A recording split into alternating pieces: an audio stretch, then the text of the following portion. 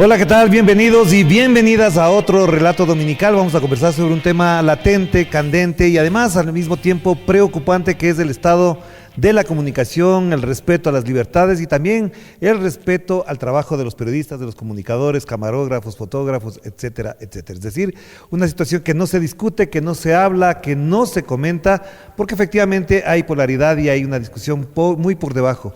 Y para eso hemos invitado a Gisela Dávila. Ella es la directora general del Centro Internacional de Estudios Superiores de Comunicación para América Latina, CIESPAL, una larga trayectoria en el campo de la comunicación popular, alternativa, y ahora al frente de una institución muy prestigiosa como es CIESPAL. Y también nos acompaña Rommel Jurado, es defensor de los derechos humanos, experto en temas de comunicación y derechos y por supuesto también un abogado de larga trayectoria. Bienvenido, Rommel. Gisela, qué gusto tenerlos acá. ¿Cómo están? Gracias. Siempre un gusto. Gisela, ¿cómo ves el estado de la comunicación y del periodismo en general, tomando en cuenta que ha habido discusiones, tendencias a favor y en contra de que si hay periodismo libre, de que no hay periodismo libre, pero sobre todo el tema de la profesionalización, del ejercicio profesional de los periodistas y de los medios de comunicación? ¿Cómo valoras este momento? Bueno, muchísimas gracias por la invitación, un gusto estar con ustedes, compartir este espacio y hablar desde el periodismo, desde la comunicación, desde nuestro propio campo, implica también tener una mirada latinoamericana de lo que está sucediendo. A nivel latinoamericano y a nivel mundial, diría yo, cada vez más el periodismo como tal ha ido perdiendo el impacto, la presencia, la legitimidad que tenía hace algunos años, y esto ha pasado también porque hemos caído en todo el juego y en toda la espiral, por ejemplo, de los temas de la posverdad, las noticias falsas, y nos empezamos a convencer como sociedad de que el periodismo ya no es necesario, no es útil para una sociedad que tiene hoy en día inteligencia artificial, celulares que te permiten grabar o hacer lo que tú quieras desde la calle y desde el lugar donde está sucediendo algún hecho, ¿no? Sin embargo, no se está tomando en cuenta muchísimo del trabajo periodístico que hay detrás, esa profesionalización que puede ser académica en las aulas o puede ser de la experiencia también, como es el de muchísimos casos de comunicadores que son sumamente prestigiosos y prestigiosas a nivel latinoamericano, desde el campo comunitario popular, por ejemplo, que se especializan constantemente en su labor periodística para servir a la comunidad. Claro. Y ahí tenemos otra percepción, en cambio, comunicadores que están cercanos a la comunidad, en el territorio, que viven las mismas consecuencias o las mismas alegrías y tristezas que vive la comunidad alrededor, claro, su entorno. Y ese territorio les da otra perspectiva de cómo ven las noticias, de cómo viven los hechos y cómo los transmiten, claro, también. Sí. Pero Rommel, en función de esto que acaba de mencionar Gisela, que es muy importante, también es cierto que ha habido una polarización por el alineamiento que tienen medios de comunicación y periodistas, es decir, la polarización política se ha evidenciado o se amplifica o es parte de esa polarización el rol de los medios y de los periodistas. ¿Esto de qué manera ha afectado al ejercicio profesional? Gracias, Orlando, saludar a tu audiencia, saludar con Gisela. Mira, hay que entender que toda actividad humana tiene un componente político y cuando hablamos de política hablamos de poder. La comunicación es un enorme poder, el poder de informar a las personas para que ellas tomen decisiones, tanto en lo público como en lo privado, fundamentadamente. Este poder fue cooptado por otros poderes, el poder financiero, el poder empresarial. Ha gobernado la historia de nuestros medios y de nuestro historial periodístico esta vinculación, a veces muy fuerte, a veces menos fuerte. Una interpelación a esos vínculos del poder mediático, el poder financiero y el poder empresarial fue implícitamente realizada cuando se formuló la idea de tener una ley de comunicación pues que hiciera respetar los derechos de los ciudadanos, que pusiera límites al Estado, a los anunciantes, a los editores, a los propios medios e incluso a los periodistas con relación a estos derechos. Ese es el esquema estructural en que se debate el aumento o la disminución de credibilidad de los periodistas. Cuando hubo este cisma al que me he referido, que es una ley que propone autonomizar los poderes relacionados con los medios y darles también al poder a los ciudadanos en materia de comunicación, cuando hay este cisma, eso reconfigura el escenario de la credibilidad de los medios de comunicación y de los periodistas. Claro. A lo que se suma lo que has dicho. Los periodistas finalmente, en lugar de radicalizar el periodismo y defenderse desde la esfera del periodismo, empezaron a tomar partido político e incluso a convertirse en actores políticos. Claro, en buena medida, la situación compleja que vivimos hoy parte de ahí, de esa polarización. Pero por otra parte, los políticos han manipulado los poderes mediáticos para promover sus propias versiones de la realidad. Y eso también ha complicado el escenario. Claro. Creo que vivimos un escenario complejo en términos de comunicación y complejo en términos de periodismo también. Y al mismo tiempo, Gisela, una de las cosas que también no hemos dejado de abordar entre nosotros, pero que no es parte del debate público, es que hay medios de comunicación que se han cerrado. Y en algunos casos han tratado de apelar a que el correísmo en su momento minó la credibilidad, minó incluso el sentido empresarial de algunos medios.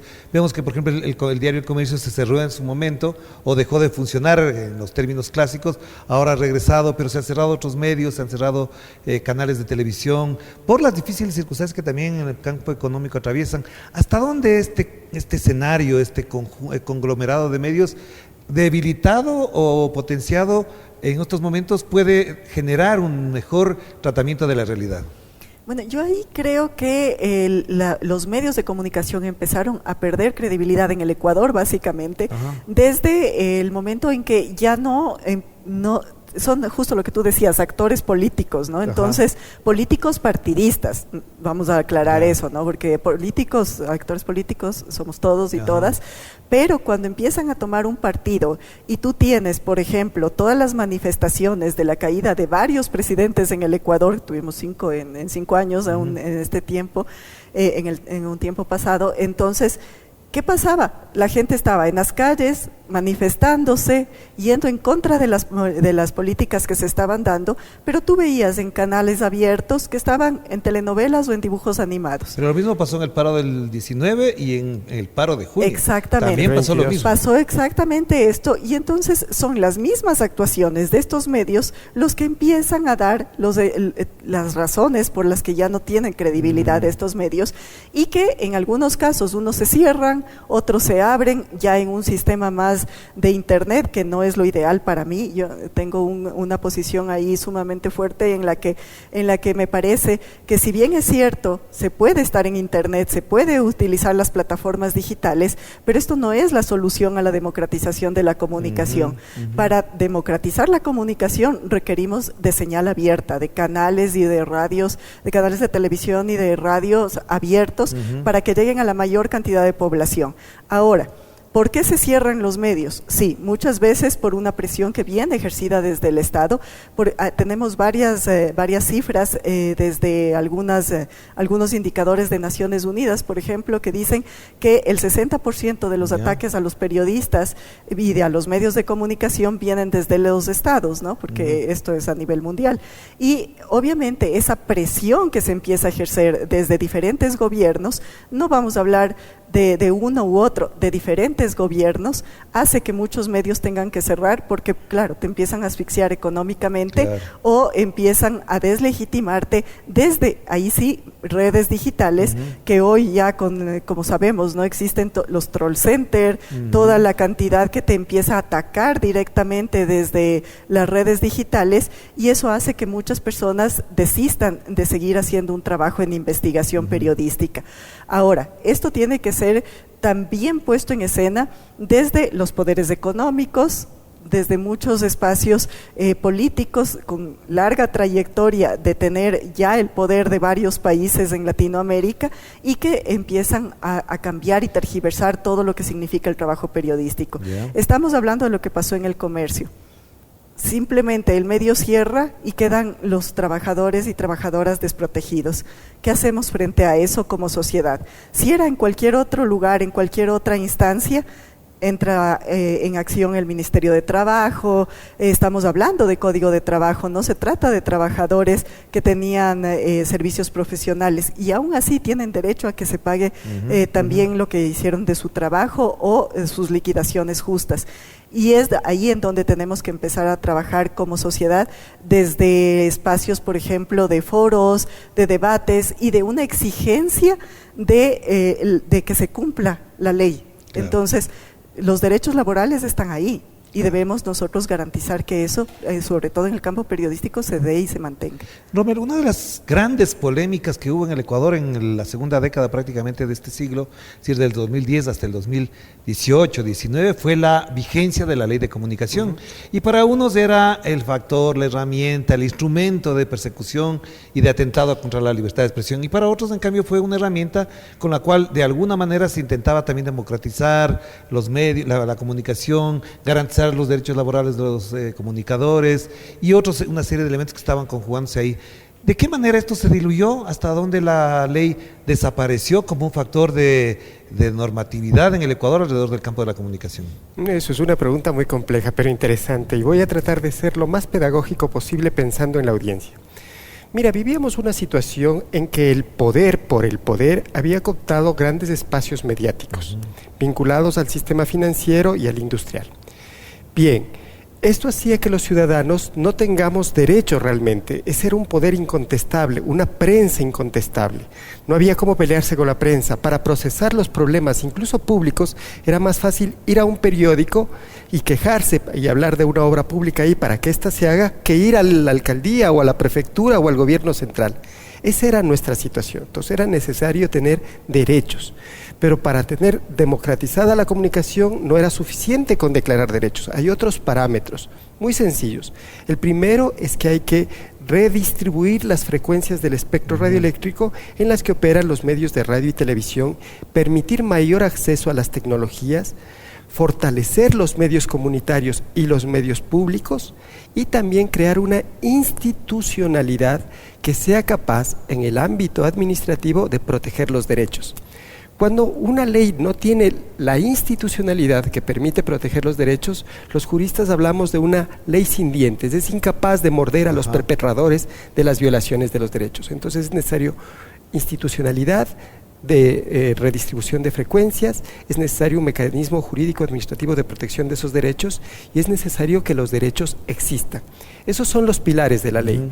En ese esquema, un conjunto de organizaciones sociales, entre el que estuvo también CIESPAL, por supuesto, planteó muchas organizaciones sociales, no hablo de 2 o 3, hablo de decenas. Es la ley más debatida de este país. Así es. Creo que fue más debatida incluso que la propia Constitución. Más debatida, sí, efectivamente. Y se demoró años, ¿no? Porque 4 también, años. Claro, 4 años en ser aprobada y durante todo ese tiempo estuvimos en debate. Pero además desde los años 70 los comunicadores venían, en esa época yo todavía estaba en el colegio, pero cuando llegué a la universidad en los 80s se debatía sobre la necesidad de una ley. Es decir, han venido 70s, 80s, 90s, 2000 y la ley salió y estamos en esta situación. Sigue, Entonces, ¿qué es lo que hace la ley o lo que pretende hacer?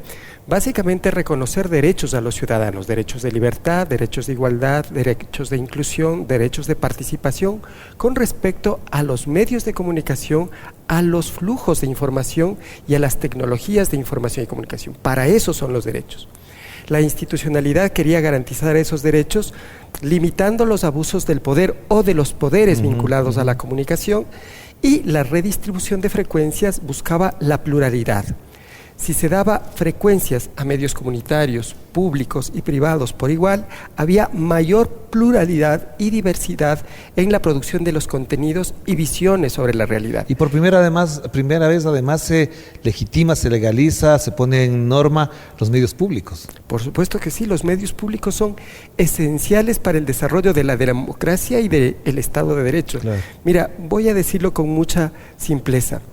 Los derechos humanos son la más alta expresión civilizatoria que tenemos en el mundo jurídico. Los derechos humanos de la comunicación son exactamente eso, la más alta expresión civilizatoria que tenemos para regular la comunicación, sus flujos y tecnologías. Pero no pueden hacerse válidos si no tienes una institución que los haga respetar por una parte y si no se redistribuyen los recursos y tecnologías que están asociados a la comunicación. Pero eso implica enfrentar muchos poderes, claro. Los poderes que precisamente habían monopolizado a la comunicación. Que además hablaste en la primera parte, pero quiero pasar con Gisela porque hay un detalle que es muy importante y hace pocos días estábamos conversando, nos reunimos entre varios comunicadores. La ley de comunicación, por ejemplo, no se aplica ahora. Hay un elemento fundamental dentro de la ley de comunicaciones que obliga a la entrega de publicidad a los medios para que se puedan sostener y autofinanciar también en otro sentido, pero la ley está obligando a eso. y no se está cumpliendo. Y de eso no hablan ya los comunicadores, no hablan los periodistas, del incumplimiento de la ley, un factor que es muy importante. ¿Cómo ves eso, sobre todo en medios en los que has estado tú trabajando, que son los medios comunitarios y también los populares, llamados así? Y fue mucho tiempo el que se debatió esto también. Inclusive una de nuestras primeras propuestas era que se redistribuya la publicidad, la pauta estatal, claro, la que viene del Estado, que se distribuya de igual manera como las frecuencias, 24% para medios comunitarios, 33% para medios privados y 33% para públicos en ese momento, ¿no? Que después cambió la distribución de las frecuencias y se le quitó y se le dejó al público en el 10%. Sí. Eso también es uno de los temas que habría que debatirlo más ampliamente, cómo se lo hizo, ¿no? Porque se lo hizo así rápidamente, simplemente en la asamblea, sin considerar que un medio público está al servicio de la ciudadanía y que es parte de un Estado, que no solamente tienen que estar al servicio de quienes están en ese momento ejerciendo los cargos públicos, ¿no? Pero que con respecto a lo de la publicidad, que es la importante. publicidad es uno de los temas más importantes para garantizar la sostenibilidad de los medios comunitarios, por ejemplo, y de los privados y de los públicos también, deberíamos decirlo. Fue un debate sumamente largo. En un principio se quedó que un porcentaje de esa publicidad estatal sería para los medios comunitarios, por ejemplo, y que el Consejo de Regulación en ese momento debía, que tenía el nombre, ahora el Consejo de Comunicación, debía tener un informe de todos los servidores y servidoras públicos que estaban encargados de este tema para que esto sea información de igual manera pública, claro. Y que quien no cumple con esta disposición de la ley pierde inclusive su cargo. Pero con esa razón deberían perder todos los de los últimos 3 gobiernos. Todas las personas, claro que, ¿no? Y de antes, ¿no? Porque tampoco es que se distribuyó, nunca se distribuyó, digamos que desde que se aprobó la ley en el 2012, 13, nunca se distribuyó la publicidad estatal, jamás se lo hizo, en ninguna instancia, y ninguna institución pública cumple con esto que es mandatorio. Ahora, ¿qué tenemos que hacer aquí? Hacer que una presión desde los medios de comunicación, inclusive aquí sí desde todos los sectores, ¿no? Desde los 3 sectores, para que el Estado realmente cumpla con esto. ¿Y por qué esta distribución? Creo que es importante decirlo de esta manera, ¿no? Nosotros tenemos un espectro radioeléctrico que está considerado por Naciones Unidas como patrimonio de la humanidad y que está administrado por los estados, ¿no? Entonces es un bien estratégico. Nuestra Constitución del Ecuador dice que el espectro radioeléctrico es un bien estratégico del país y por lo tanto tiene que ser administrado de una manera equilibrada y correcta, ¿no? Entonces, tú tienes 34% para medios comunitarios. ¿Por qué? Porque son los medios que están sirviendo directamente en el territorio, en el campo, a la comunidad. Y que son los más numerosos también, ¿no? Deberían ser los más numerosos. En la práctica sí, son los más numerosos. No, los comunitarios no son los más numerosos, los más numerosos son los privados. Sí, perdón. Y los privados están de todas maneras todavía ocupando un buen 80% de 89% de frecuencias. Así es, 89% de frecuencias de radio. Y los públicos creo que es 1%. Los públicos tienen un porcentaje importante. Los que menos tienen son los comunitarios. Sí, que 2% apenas los comunitarios. Así es. Y que seguimos sin poder tener más frecuencias. ¿Por qué? Porque te dicen, está copado el espectro radioeléctrico. Entonces, en lugar de que, por ejemplo, cuando una frecuencia ya está cumpliendo su periodo para el que fue concesionada, se entregue al Estado y se concesione a una comunitaria, que era lo que debíamos hacer, y que incluso existe una auditoría de frecuencias, no nos olvidemos que también desde el 2008 se hizo una auditoría de frecuencias que determinó que, por ejemplo, había una sola persona o una sola organización que tenía 20 frecuencias y que esto está también prohibido por la ley. La ley te permite tener un medio en AM, un medio en AFM, en radio y un canal de televisión. Y una en onda corta, pero bueno, ya no se usa la onda corta. En tal caso, esto se incumple totalmente dentro de la ley y no se está aplicando lo que se debió haber aplicado en ese momento, que era retirar esas frecuencias que estaban en demasía en una institución privada o en una persona y pasar a la concesión de medios comunitarios. Luego te ponen muchísimas trabas, porque primero tienes que esperar un concurso público. Ha habido 3 concursos públicos, después ya no se han abierto más. Entonces, cuando tienes que solicitar una frecuencia, hay que ver si nadie más en la zona necesita esta frecuencia, y tú tienes que poner un plan de comunicación, un plan económico para que, y el técnico, ¿no?, para que puedas operar. Sin embargo, esto no se está cumpliendo, básicamente también en algún momento porque no hay quien haga cumplir la ley, no se aplica la ley como debería hacerse en determinados momentos, y luego es un esfuerzo enorme de muchas organizaciones colectivas que están en una comunidad de tener ya los equipos, las frecuencias y para esto se debería tener la publicidad del Estado, que es como un retorno a la comunidad. Exacto. A ver, si nosotros acá todos y todas pagamos impuestos, esos impuestos tienen que ser invertidos nuevamente en un bienestar a la sociedad. Y una parte de ese bienestar es tener medios de comunicación que te garanticen una información verídica, verdadera, primero, no las noticias falsas. Segundo, que te protejan las culturas, los idiomas, la idiosincrasia de toda la población, que tienen características muy especiales y que desde ahí también sale la pluralidad del país, ¿no? Pero Gisela, y voy con Rommel por lo siguiente, si es que tú acabas de mencionar que no hay quien cumpla, yo le preguntaría a Rommel desde lo jurídico, si los que no hacen cumplir la ley son los que han favorecido a los medios privados. Y estos, en este caso, digamos, los 3 últimos gobiernos, para mencionar solamente este caso, este tiempo, en esta época, son los que están del lado de los medios privados, que dicen que los comunitarios y los públicos prácticamente no deberían existir. Lo han dicho de una manera o de otra. ¿Quién entonces tiene que hacer cumplir? Vamos a ver. Primero decir algo que Gisela ha dicho y que yo quiero subrayar. El presupuesto público para publicidad es dinero de todos los ecuatorianos. El artículo 95 de la ley en vigencia establece que se debe distribuir equitativamente la publicidad. Equitativamente. Y eso es mandatorio para todos los miembros de las instituciones públicas. ¿Quién debe controlar esto? La Contraloría General del Estado. De hecho, todos los miembros de las instituciones públicas tienen la obligación de emitir un informe anual que deben depositar en la Contraloría General del Estado, señalando el cumplimiento del artículo 95.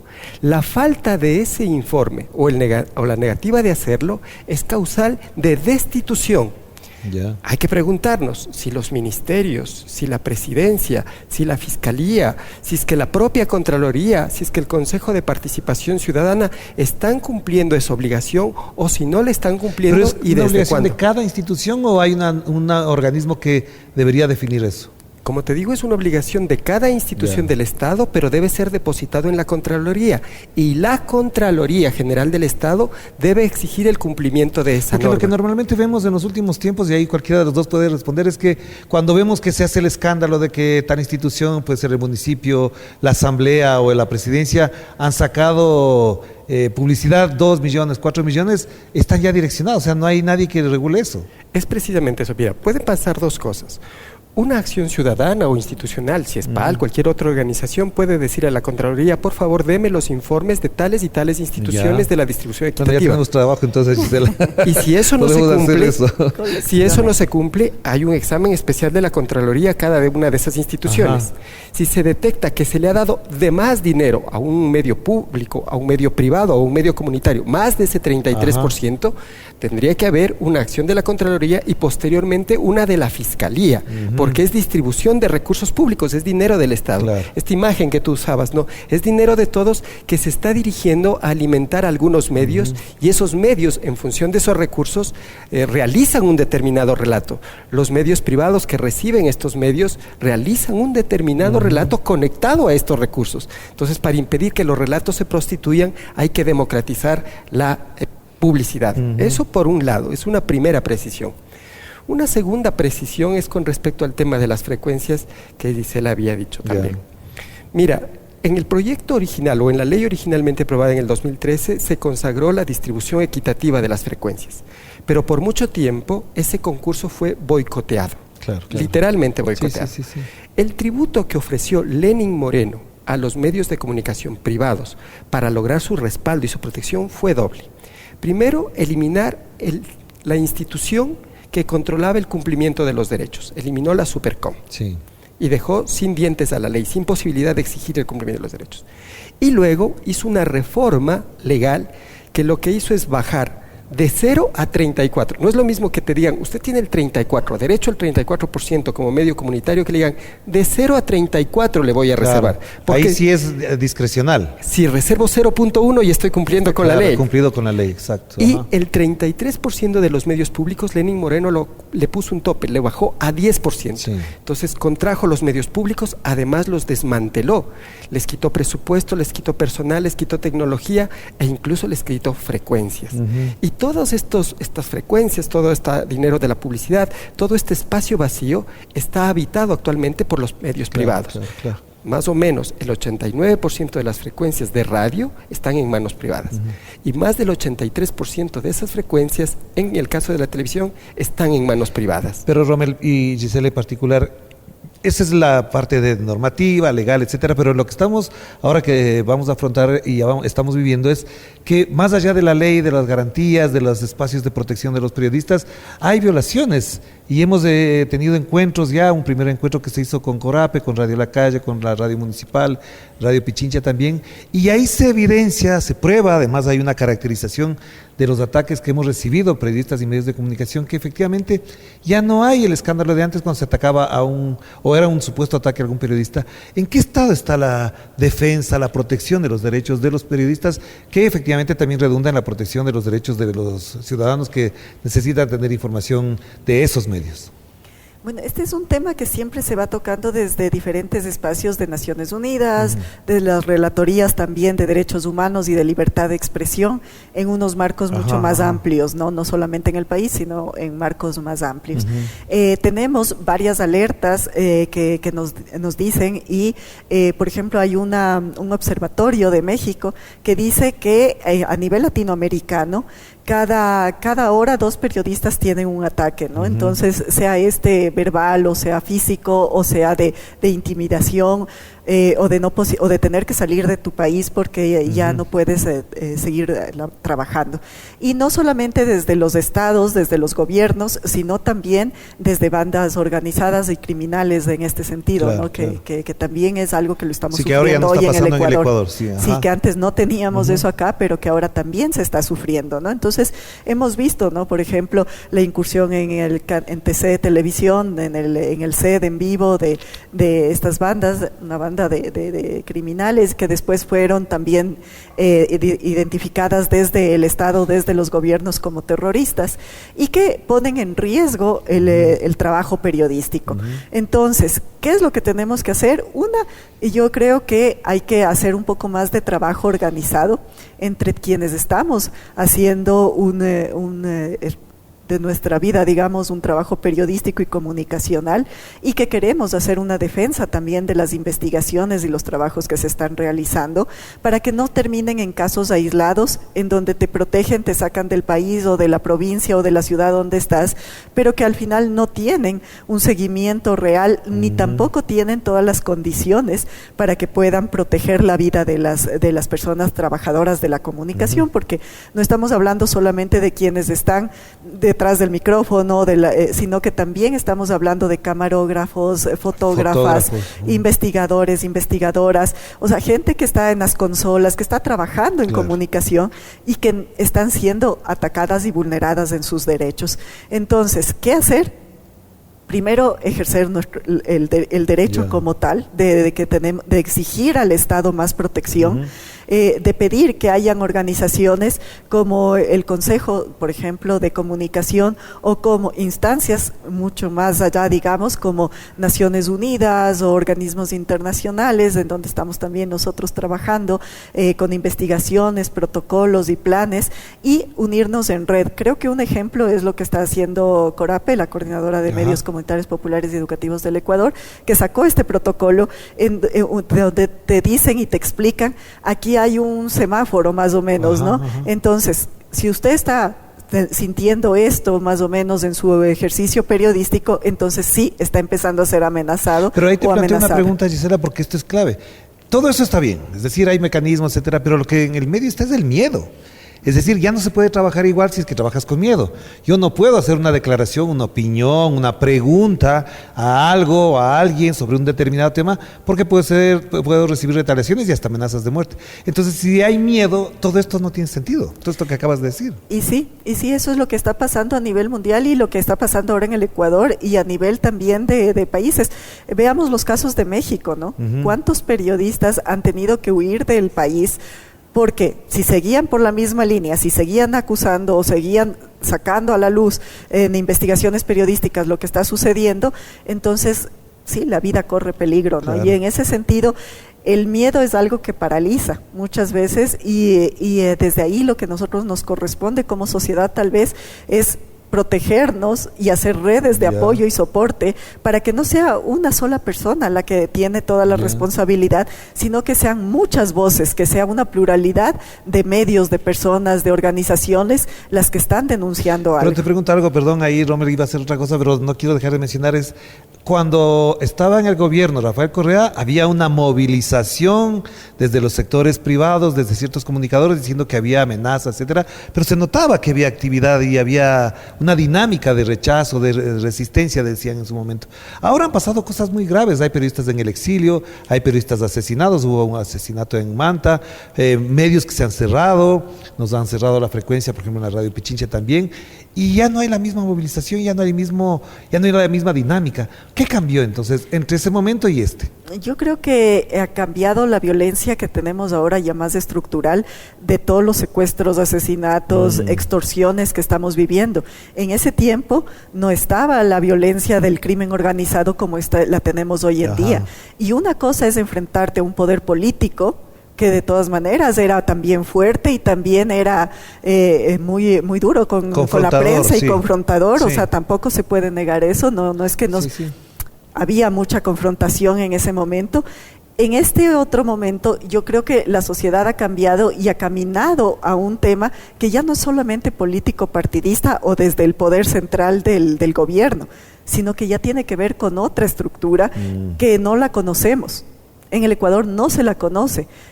Realmente cuando yo he conversado, por ejemplo, de lo que está sucediendo aquí y voy a contar algo, yo cuando pasó justamente lo del asesinato del candidato presidencial Fernando Villavicencio, yo estaba en México en un evento de medios indígenas, ¿no? Estábamos hablando del derecho a la comunicación y de cómo estaban trabajando los medios indígenas en México.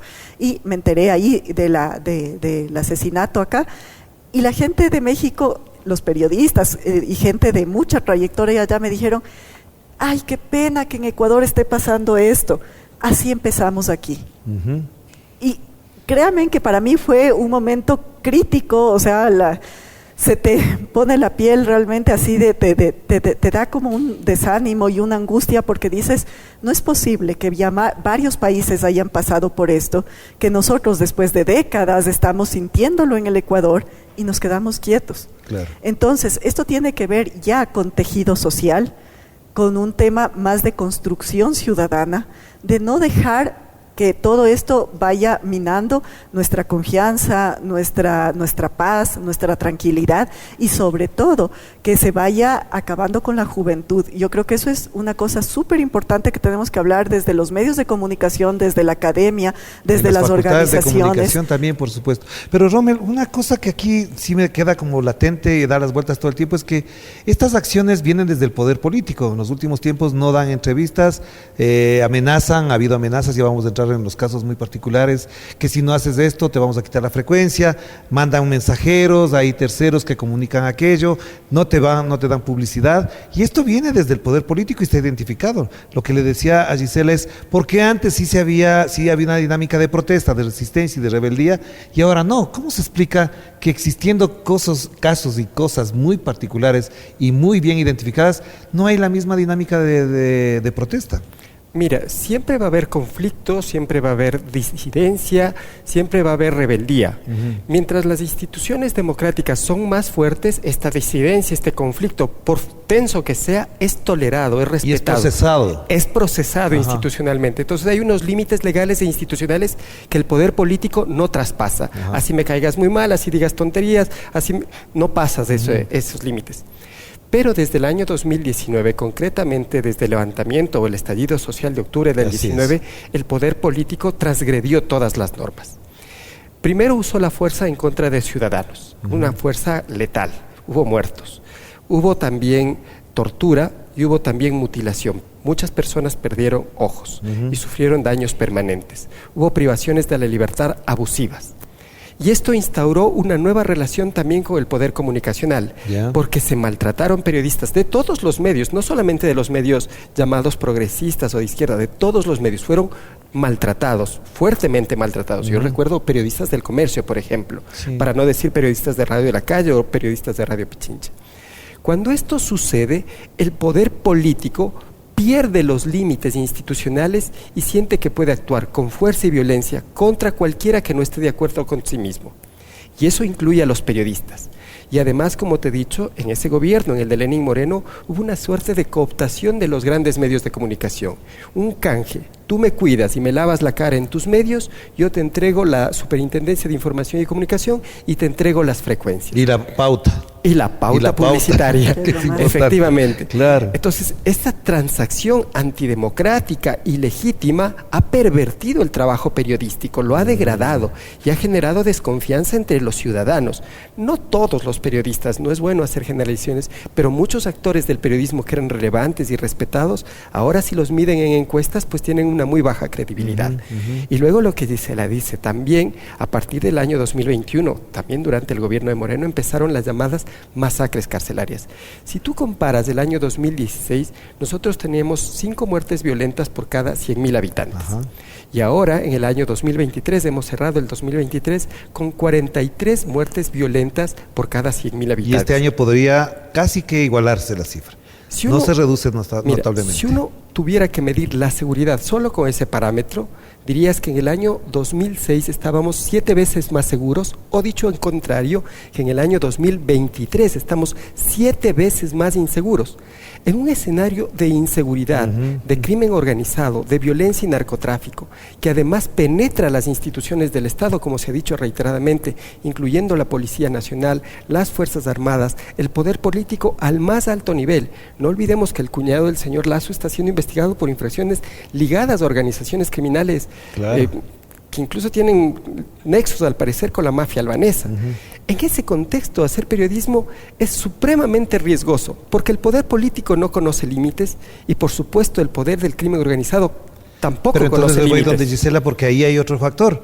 Uno de los temas que se discute últimamente, y ni siquiera en los medios, sino además entre periodistas, es que hay periodistas y medios que han sido señalados, por ejemplo, con el embajador de Estados Unidos que se acaba de ir, el señor que parecería que es el super ministro de gobierno, decía narcoperiodistas y narcomedios. Y hay personas señaladas, yo no sé si con razones o sin razones, que ejerciendo el periodismo han tenido vínculos con el narcotráfico o que han tenido contactos no muy éticos ahí. Entonces, estos temas, ¿cómo los vamos a abordar? Si es que hay esa penetración o esos cambios o canjes de favores. Y ahí tendremos que hacer una revisión de cómo estamos estudiando el periodismo, la comunicación y desde cómo nos enfrentamos a este campo, ¿no? Y a esta profesión en realidad. Porque si nosotros hablamos que siempre cuando estudiabas tu comunicación, lo que querías hacer es tener un servicio a la comunidad, lo que querías hacer es investigar, es hacer que buscar la verdad, ¿no? La verdad, el bien común, ¿no? Que siempre hemos hablado. Sin embargo, ya si tienes tú negocios que no parten solamente desde el tema político partidista o tienes ya amenazas también, es muy difícil lo que estamos viviendo y por eso es que hay que hacer una reconstrucción, como te decía, del tejido social. Nosotros tenemos que volver a las bases, a que nos conozcamos en los barrios, a que sepamos quién vive al lado tuyo, cómo se relacionan las comunidades y desde ahí empezar también a ser críticos frente a lo que vemos en los medios de comunicación. Todo el día, todos los noticieros, a cada momento es un bombardeo de solamente malas noticias, crónica roja. Muchos medios que antes no tenían este formato, ahora lo tienen, y es porque sí, ha cambiado también la situación Pero a veces son malas política y noticias social. para atacar a alguien y son buenas noticias para defender a otros. A veces sí, pero a veces es también la cotidianidad que estamos teniendo, ¿no? O sea, que tú tienes miedo de salir a la calle porque te van a asaltar o te van a secuestrar o tienes miedo de poner ya una tienda o cualquier emprendimiento porque te van a poner, te van a cobrar, ¿no? ¿Cómo se llama esto? Te van a vacunar. Sí. Entonces es sumamente grave. Entonces estamos viviendo una situación de crisis social que el periodismo obviamente también va a verse atravesado de esta Pero te interrumpo situación. solamente por un detalle que es muy importante y además nuestra audiencia está al tanto de esto. Es, por ejemplo, la señora Mayra Salazar. Esta señora periodista comunicadora está presa, está investigada por vínculos con el narcotráfico, con personas a las que hacía favores, y ella gestaba un modo de relacionamiento de los políticos con los medios y de los medios con los políticos y con los jueces. Es decir, ahí había un trabajo de una persona que hacía comunicación. Y digo este nombre particular porque es el que está en escena, está procesada, está imputada, etcétera, etcétera. Este tipo de cosas no son nuevas, Gisela. Es decir, ahora estallan porque adquiere un nivel, digamos, muy, muy escandaloso porque están vinculadas con grupos criminales muy fuertes, pero eso ha habido siempre. Y totalmente inaceptable. Claro. Y deberíamos dentro de la misma gente que está en ejercicio del periodismo denunciar estos casos, porque es totalmente inaceptable que alguien que está dentro del periodismo empiece a vender su poder también, ¿no? De alguna manera, su servicio, claro. entre comillas, pero también un poder porque entonces es la persona que puede sacar ciertas noticias, darle cierto tinte, no trabajar en una agenda como se debería hacer. Todos sabemos, todos los medios tienen una agenda, sea cual sea esta, y es muy respetable, pero si ya tiene un tinte de negocio, de corrupción o de beneficio personal y particular, entonces deberíamos ser los mismos comunicadores, la misma gente que trabaja en medios, que sabe de esto, la que detenga desde adentro estos temas. Pero Romer, este tema que acabo de abordar con Gisela tiene que ver con esta vinculación que se ha ido intoxicando en la relación político-mediática, mediático-ciudadana, en la agenda que se va gestando, de qué hablamos, de qué conversamos, porque hasta cierto punto esto ha sido la tónica de los últimos años y ha sido muy perniciosa a tal punto que la gente ha dejado de escuchar noticias, se evade de la realidad yendo a otras cosas. ¿De qué manera esto es perjudicial para entender la realidad y procesarla para la toma de decisiones? Mira, yo creo que ahí hay una respuesta corta. El periodista no es otra cosa que un cronista de la historia cotidiano. Claro. Le da significación social a los hechos políticos, a los hechos económicos, a los hechos sociales y los difunde para que los ciudadanos los comprendan. Sobre la base de esa comprensión, los ciudadanos tomamos un montón de decisiones. En lo público, cuando elegimos a alguien, en lo privado, cuando decidimos el servicio de salud al que acudimos, o nuestro plan de jubilación, o cómo manejamos el tema del trabajo o los derechos laborales. ¿Sí ves? Es bien importante la narrativa que nos cuenta. Y yo creo que hay 3 narrativas que están circulando simultáneamente en el país, pero no son concurrentes, sino que se disputan las unas a las otras. Y permíteme hablar de estas 3 narrativas. Hay una narrativa oficialista. Hay un conjunto de medios de comunicación que actúan como caja de resonancia de los argumentos oficiales, para explicar, para promover, para publicitar, para maquillar, pero también para atacar. También para atacar, sí. Entonces hay una maquinaria mediática que comparte, promueve e incluso crea el discurso oficialista. Luego hay otro relato. Yo creo que este programa e incluso algunos medios de comunicación pública son parte de ese otro relato. ¿En qué está basado ese otro relato? Su horizonte de sentido es la ley, el Estado de Derecho, los derechos. Entonces, cada vez que actúa un político, o cada vez que actúa un comunicador, o cada vez que actúa un diplomático, comparan esa actuación con el deber ser del Estado de Derecho y critican desde ahí. Entonces, hay un horizonte de sentido, ese relato tiene un horizonte de sentido que es confrontar la realidad con el deber ser puesto en la Constitución. Y luego, desde mi perspectiva, y esto me hago cargo personalmente, a partir de estos videos que el señor Boscan publicó, yo creo que existe otra narrativa ya instalada.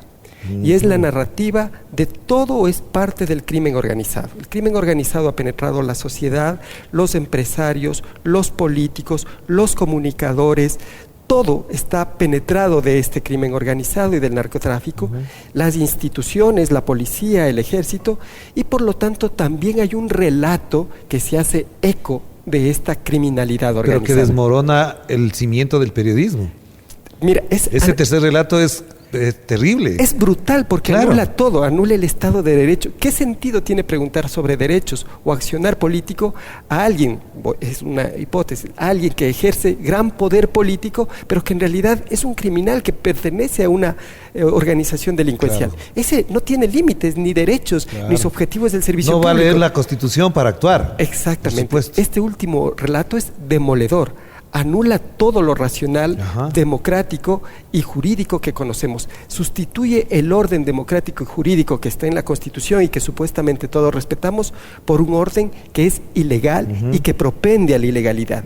Y por eso tenemos tanta crónica brutalmente realizada y espectacularizada incluso. Por eso ya no hay límites para las actuaciones incluso del propio Estado. El Estado se permite también dar de baja y militarizar y crear estados de excepción injustificados, y no respeta el Estado de Derecho. Se ha metido en la lógica criminal, le ha lavado la cara a esa lógica criminal llamándola estamos en guerra. Ajá. Pero usan más o menos las mismas actuaciones que las que critican. Claro. Eso es terrible para el Estado de Derecho. Dice, además hay casos que se han escandalizado en el espacio mediático donde se produce esta discusión, que son las redes sociales, espacios de medios digitales, los ataques a Alondra Santiago, los ataques a Boscán o las defensas sobre Boscán. Está también ahora que han cerrado el espacio de RTU, donde está María Sol Borja, si no me equivoco, el nombre de ella. Está Fabricio Vela y José Luis, no me acuerdo ahora el apellido de él. Y los ataques a la Radio Pichincha. En la última marcha que se hizo, además, fue atacado el equipo periodístico de Radio Pichincha. Pero parece que nos quedamos en ese espacio y el Estado no dice nada. La Secretaría de Comunicación se ha dedicado a hacer TikToks, los medios que defienden al gobierno, ya sabemos quiénes son, tratan de deslegitimar esa protesta o esa queja, para decirlo de alguna manera. En este Estado, con los ejemplos que he puesto, ¿crees que efectivamente hay condiciones como para abrir un espacio de discusión de la defensa de los derechos, constituir, no sé si un frente o algún tipo de organización para defender esos derechos y frenar los ataques? Creo que estamos en el contexto y en las circunstancias justas para hacerlo, para que no escale más. Creo que es necesario que como sociedad, como organizaciones, como comunicadores y comunicadoras, ya digamos públicamente basta. O sea, tenemos que poner un freno llegó la hora a esto. de ser ya. Y sí, o sea, basta a la violencia que viene desde todos los lugares, de las tres narrativas que tú bien lo has dicho, Rommel, y que es así. Pero además tenemos que también tener un apoyo sumamente fuerte, decidido desde el Estado, para decir, bueno, sí, también la fuerza pública va a estar al servicio y cuidado de los comunicadores, las comunicadoras, de la sociedad en general, y esto no solamente se cumple declarando la guerra al narcotráfico o a los terroristas, porque no estamos viviendo solo eso. O sea, esto es parte del problema, una parte importante, que sí, que los gobiernos están pensando en esto y que todo el tiempo el discurso es para atacar esta parte. Pero ¿qué pasa con el día a día? ¿Qué pasa con el no poder estar tranquilos en un contexto de paz en el país en general? Y nosotros acá tenemos que hablar de lo que pasaba en Colombia, en Centroamérica, por ejemplo, cuando se dice hay una reconstrucción que se hace desde la memoria. No nos olvidemos lo que pasó, y nosotros acá en el Ecuador estamos obligados también a saber lo que pasó en otros contextos y en otros países, porque estamos iniciando ahora, en estos 3-4 últimos años, a ver este crimen organizado que está minando, como te decía antes, a los jóvenes, a las jóvenes, y que claro, si te dicen que esto es una cosa lucrativa la que vas a realizar y que no hay otras posibilidades en el país, entonces es el Estado el que tiene que dar esas posibilidades de estudio, de emprendimientos, de trabajo, de las condiciones económicas para que tú puedas acceder a salud, a educación y a una vida digna, ¿no? Entonces, esto yo creo que es un tema de sociedad, un tema más estructural. Pero por ejemplo, ahí te pregunto, hemos estado vinculados de una u otra manera a los espacios de discusión y ahí veo casi la absoluta desaparición de los gremios de la ONP, del Colegio de Periodistas. Es decir, ya no les vemos en la misma actividad. Sus dirigentes brillan por su ausencia, no son nadie en el escenario de la discusión pública, a pesar del respeto que les tengo a los que dirigen esos gremios, pero no existen, no están para la defensa de estos casos. Por ejemplo, le atacan a un periodista, a una periodista, a la radio, y ellos no existen. Y hay una organización, bien sabemos de dónde sale la plata con la que funciona, como es Fundamedios, y ellos sí aparecen como si fuesen los grandes defensores. Y no se trata solamente de dar alertas, porque es fácil dar las alertas que cobran y después por eso. no. Ajá. Yo me hago cargo de lo que estoy diciendo, cobran por eso. Señores de Fundamedios se han hecho muy ricos con eso. Y no se trata solamente de eso, hay que ir más allá, ¿no? Y desde CIESPAL yo tengo que decir que nos solidarizamos con todos los casos y con todas las personas que has nombrado, los programas y demás, porque se está haciendo un cargamontón, para usar un término más coloquial, a quienes tienen una voz disidente. Creo que también nos ha hecho mucho daño como país y como sociedad el polarizar y el tener un discurso correísta y anticorreísta. Sí. Eso no debe existir. Oficialistas, gobiernistas y todo eso, no, sí. Todo esto nos ha dañado porque empieza a haber discusiones viscerales, ya no de argumentos, y ahí es cuando empezamos a perder todos y todas como sociedad. Entonces, hacer un llamado a todas las organizaciones de periodistas, de comunicación, desde la academia, desde los gremios, desde quienes ejercen el trabajo periodístico también, para que pensemos qué tipo de periodismo queremos hoy en día. Así es. ¿Queremos seguir dando solamente malas noticias? Está bien, no podemos tapar el sol con un dedo, ¿no es cierto? No podemos negar que hay esta parte de violencia, pero también hay construcciones y planes de vida y hay momentos en que como sociedad necesitamos decir, sí podemos salir adelante, sí podemos cambiar esta situación. Y tenemos los ejemplos, por ejemplo, Medellín, ¿no es cierto?, que era el punto más crítico de Colombia, ahora es una sociedad que tiene y ha logrado salir adelante, pero desde esta memoria de lo que nos pasó y lo que no debemos permitir que pase. Es demasiado alto. O sea, para que hayan llegado a esto, tuvieron que atravesar casi 3 décadas de violencia extrema allá. Y en el Ecuador debemos ver eso para que no nos pase lo mismo. Exactamente. Rommel, entonces, para ir cerrando, en función de lo que acabamos de decir, hay un detalle que yo siempre reitero.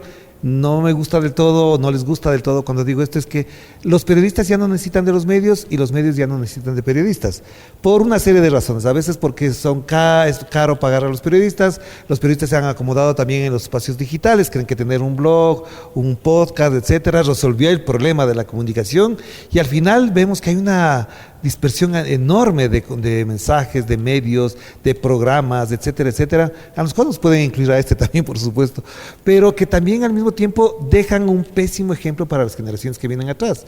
Es decir, ¿cómo resolver la construcción, la formación, el conocimiento de este ejercicio periodístico que es noble, que es sacrificado, todo lo que se ha dicho, pero que al mismo tiempo es necesario que tenga medios, no que tenga famosos, ni blogueros, ni tuiteros, ni tiktokeros, ni nada, sino medios de comunicación? Mira, lo primero que hay que decir es que un periodista es un intelectual, es un trabajador intelectual. No es que alguien dice, voy a mirar la realidad y escribo cualquier cosa respecto de ella para significarla. Es que detrás de este ejercicio hay un enorme bagaje político, filosófico, claro, de observación de la realidad también, de comprensión de los problemas. Entonces ahí tienes un trabajador intelectual de alto nivel que necesita un tiempo decantado para producir esa información. Entonces hay que darle condiciones de trabajo a los periodistas.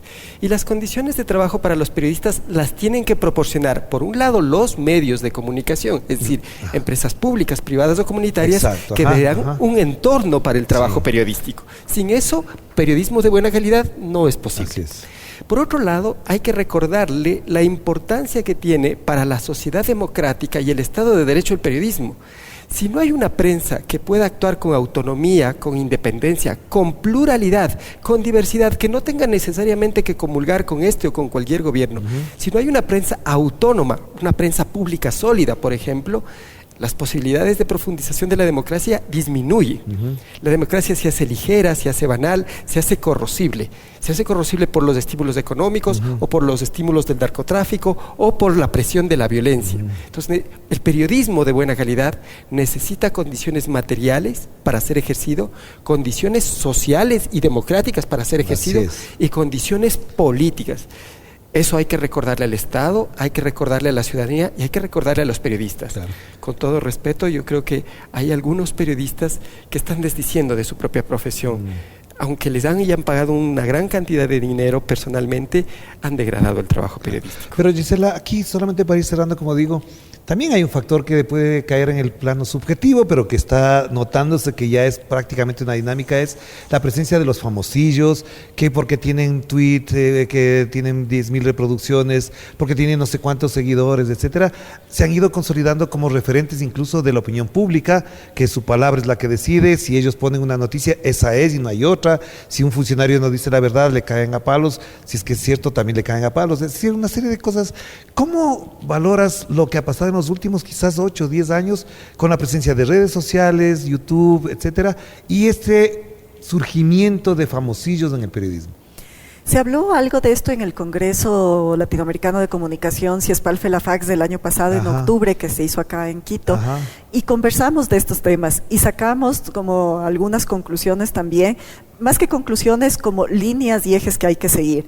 Algunos muy graves y que son daños estructurales a nivel internacional y mundial, vamos a decir, porque es este capitalismo salvaje, ¿no? Que realmente te mete en una dinámica de consumismo, de ser famoso, de ser la persona que influye en todas las decisiones que tomas y de poner finalmente temas muy banales en el tapete en lugar de preocuparnos de otros temas.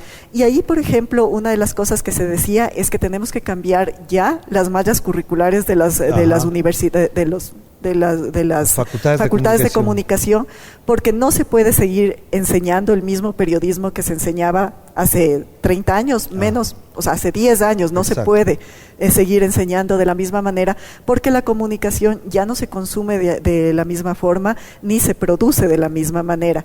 Entonces, nosotros tenemos que entrar en una lógica en donde tienes redes digitales, tienes por el otro lado un consumismo exacerbado, y por la otra parte una confrontación y una competencia para seguir trabajando en estos medios y seguir teniendo esta popularidad, ¿no? que se genera y que finalmente no contribuye a un desarrollo real de la comunidad y de las necesidades que tienen. Hay caminos, cambiar las mallas curriculares es una de ellas, en consenso, desde la decolonialidad, con un principio de género importante y de cuidado del medio ambiente. Estamos hablando de una transición ecosocial en donde nos comprometamos a una vida en equilibrio, a una vida que genere otros procesos en la misma sociedad. Claro. Pero Rommel, en función de esto, tal como estamos planteando este protagonismo político de los medios y de los periodistas que definen incluso la agenda de lo que discuten los políticos, lo que discuten los gobiernos, los ministros están pendientes de lo que diga Julano, de lo que dice Sutano, si en el rating está el uno más alto que el otro, es decir, esto está también complicando la política, te lo digo con absoluto conocimiento de causa porque veo que a veces hay autoridades que deciden ir o no ir a un medio en función de que en el uno tiene rating, el otro no tiene, en el donde está el periodista que le hace bien las preguntas, donde el periodista que le puede cuestionar con las preguntas, hasta dónde también esto que acaba de decir Gisela y que hemos conversado, cambia también la lógica política, tomando en cuenta que nos acercamos ya a unas elecciones y que va a estar expuestos en los medios incluso esos próximos candidatos. Mira, el control de los medios, de los canales para difundir la información de carácter político es fundamental para los políticos. La elección que tuvimos hace poquito probó que si tú tienes una gran billetera, puedes colonizar los medios digitales. Sí. Y si tienes acuerdos políticos con los medios tradicionales, puedes colonizar los medios tradicionales. Eso disminuye la capacidad de exposición de los demás candidatos en favor de un candidato. Entonces, el rol que tienen los medios de comunicación en la lucha política es vital. Ahora, ese rol se ha diversificado por el uso de las nuevas tecnologías. Tienes ya no solamente esos canales tradicionales, sino las redes tradicionales y los influencers. Y la lógica comunicacional aspiracional que hay en estos medios, en estas redes sociales. Quiero parecer más bonito, quiero identificarme con el que está mejor, con el que es más rico o con el que es más bello. Esta cuestión aspiracional que se ha usado por la publicidad para consumir, ahora se usa por la publicidad política para consumir preferencias políticas. ¿Qué necesitamos hacer? Necesitamos poner razón, racionalidad en la comunicación social. Y para eso tenemos que volver a hablar de los derechos. Y para hablar de los derechos tenemos que volver a ser protagonista a la legislación en comunicación. Necesitamos nuevamente discutir qué tanto estamos ejerciendo los derechos las personas comunes y corrientes, qué tanto esos derechos han podido ser violentados por las autoridades del Estado, por los grupos financieros o empresariales, por las grandes transnacionales de las redes sociales. Pero también desde una subjetividad que está más allá de eso, te lo diría incluso con susto, porque es como que se crea un sentido común, tienes que ser bello, esto, esto otro, para poder influenciar. Y esa influencia no es porque seas bello o guapo, sino porque tu discurso está enmarcado en una lógica mercantil, banal, como decía Gisela. Eso también está ahí, no es solamente un problema de estructuras. No, por eso te digo, es que mira, cuando encuentras algo que no tiene sentido, lo primero que tienes que decir es, esto no tiene sentido. Hay que poner razón en la discusión política, no se trata de quién es más bonito, o quién es más rico, o quién aparece más veces. Se trata de qué argumentos tienes con relación a los problemas que son importantes. Hay que volver a situar el problema y el derecho en el centro de la discusión. Eso requiere diálogos como estos, que tomen un tiempo y que pongan un tema en discusión, y que la ciudadanía también tenga esa predisposición a poder oír, esa disposición a poder conversar con los problemas y las soluciones de esos problemas. Es romper la dinámica de la inmediatez. Ojalá lo podamos hacer. Ojalá. Muchas gracias, Gisela. Gracias, Romil. Ha sido muy interesante, muy rico y además renovador para mí conversar sobre estos temas. Gracias a también. ti. Y gracias a ustedes por acompañarnos aquí en otro relato a propósito de estos temas de comunicación que son muy, pero muy importantes y que evidentemente no solamente decimos otro relato porque sea una etiqueta, un eslogan, sino porque necesitamos otro relato para abordar esta realidad, esta situación muy complicada. Primero porque efectivamente la comunicación es dominante en la actividad democrática y segundo porque la política está siendo dominante en función de lo que pasa también en la comunicación. Y esto, por supuesto, muy amenazado por la violencia criminal. Hay medios de comunicación comunitarios que han tenido que cerrar o periodistas de los medios comunitarios que han sido cooptados por el crimen organizado, que también está en deterioro de la comunicación en general. Así que de esto vamos a seguir conversando aquí en otro relato, el espacio para pensar, como siempre digo, para pensar en voz alta. Ahí nos vemos.